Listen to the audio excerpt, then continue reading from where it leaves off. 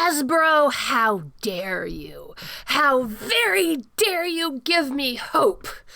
Hello, my wonderful viewers, and welcome to another episode of Betty Adams Overanalyzes.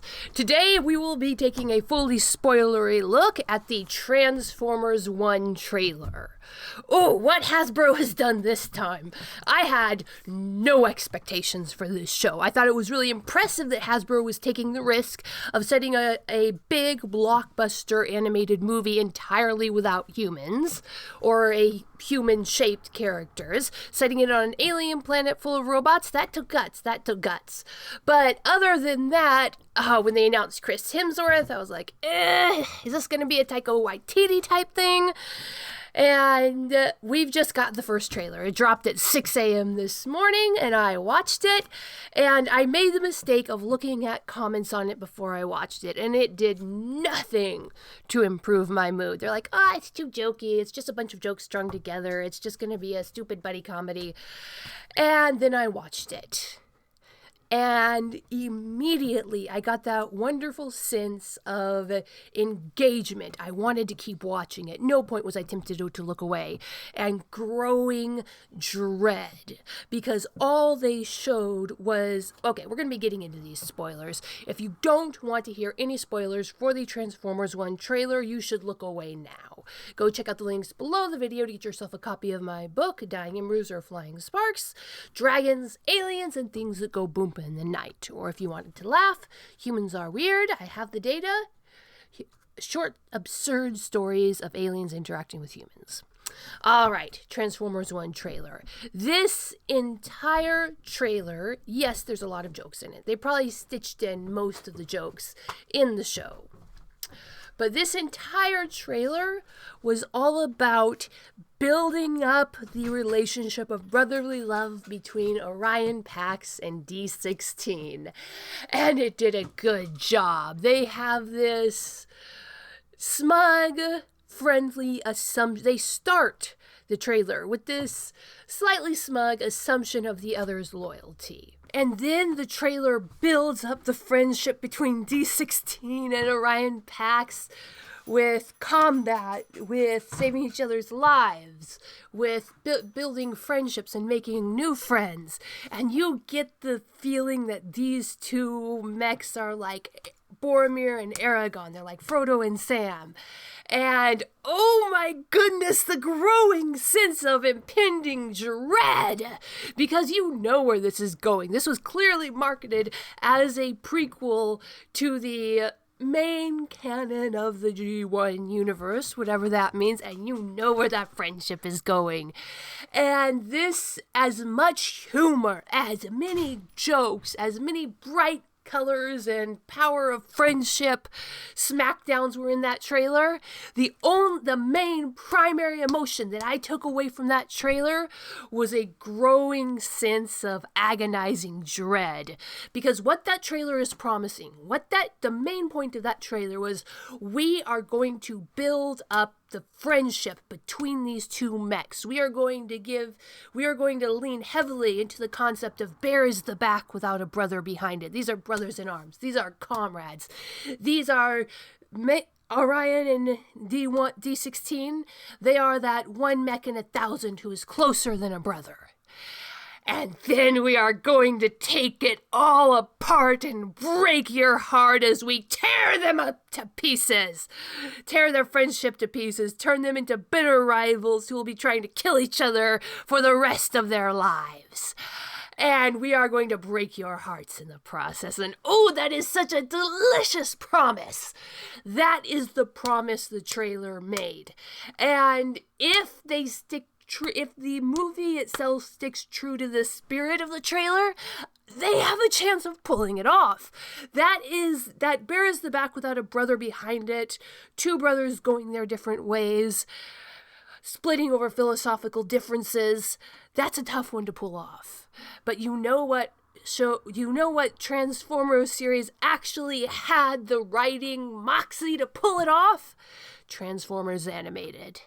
And that 2005 to 2007 series that broke all our hearts by not getting the fourth season after Optimus defeated Megatron and brought him back to the xenophobic Cybertron in chains. That fourth season that promised political intrigue. What we have here is the OVA that we've been waiting for 17 long years. I looked into the writers, the directors, they all seem to belong to this tight-knit group of people who haven't really done all that much, except for this one of them. But what this movie is going to be, if the trailer isn't just lying to us from the get-go, what this movie is going to be is the spiritual season 4/prequel to Transformers Animated that we howled about as a fandom at the end of the Transformers Animated series. So we have a pre-war, pre-combat Orion Pax, matching with Optimus. We have Elita 1 in the mix. We have Sentinel. I know it's Megatron in this one, but look at that chin! Look at the massive chin on that guy. Look at his size and shape in comparison to Orion. Look at the way the trailer plays their relationship. That is Sentinel from Animated. And, they made a Megatron. Oh, I'm sorry. Excited. Okay, so we have Orion, we have Elita, we have Sentinel / Megatron, we have Bumblebee, and look at Bumblebee, look at his attitude, look at that nearly psychopathic narcissism that he has, but all wrapped up in a cheerful, friendly personality. Like, you're really glad that guy's on the side of good, because he would be a really dangerous villain. But cheerful, bright, cheerful, he's got the stingers, you have the clear story arc where he's growing into his mods, and learning to use them and getting smacked around while he's doing it. You have that scene of the techno-organic Cybertron. And if you read any of the extended material for the Transformers Animated Universe, the comic books, there were those areas of wilderness on the surface of Cybertron. And in the Animated Universe, the cadets for the Prime class were sent out into the wilderness to do training, to harvest their own energon, to live in the wilderness. It was a very, very kind of a Green Beret type training. And we get that techno-organic wilderness that looks a lot like what it was implied to be in the comics of Transformers Animated. This is a brilliant course for them to take.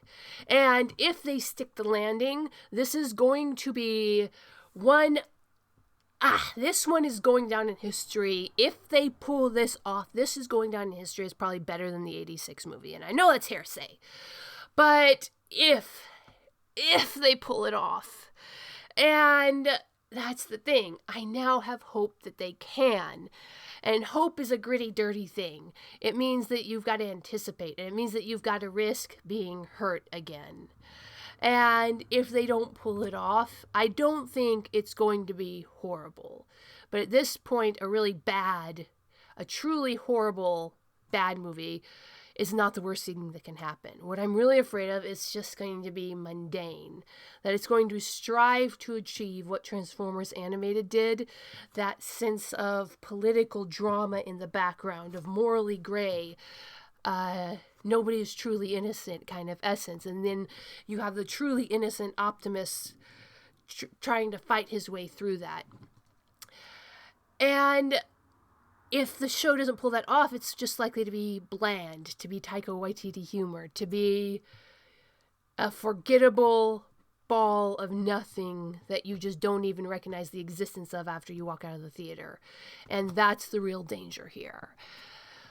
This movie might be everything we've been wanting for nearly 2 decades, and it might be nothing. And that's the thrill. Is it going to be great, or is it going to be so utterly forgettable that it just gets stacked into the massive pile of things the various Chris's have made that nobody remembers 5 minutes after they stop watching it? So what do you think, my wonderful viewers? Does that chin on Megatron scream Sentinel or what? I'm sorry, does that chin on D16 scream Sentinel or what? Do you actually have hope for this movie now? And did you feel the dread under all of that humor in the trailer? Tell me what you think in the comments below. Hit that like and subscribe button, and peace out, my wonderful viewers.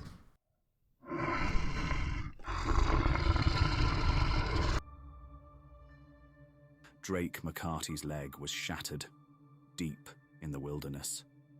As the flash flood closed over him, something alien pulled him from the waters. A military base that shouldn't exist. An ancient warrior with secrets of his own. Drake returns to his family with a whole leg and the burden of a secret he doesn't understand. In the forest around them, someone is watching, and something followed him home.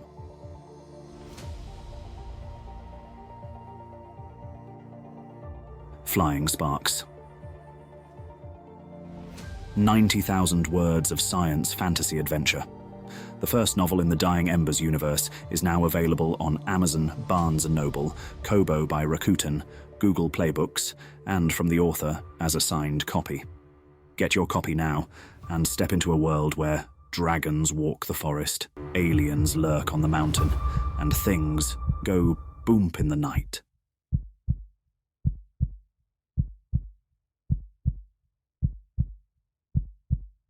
Escape into another world with the writings of author Betty Adams.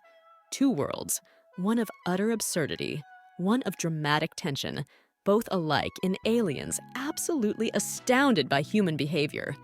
Humans are weird, short, absurd science fiction stories.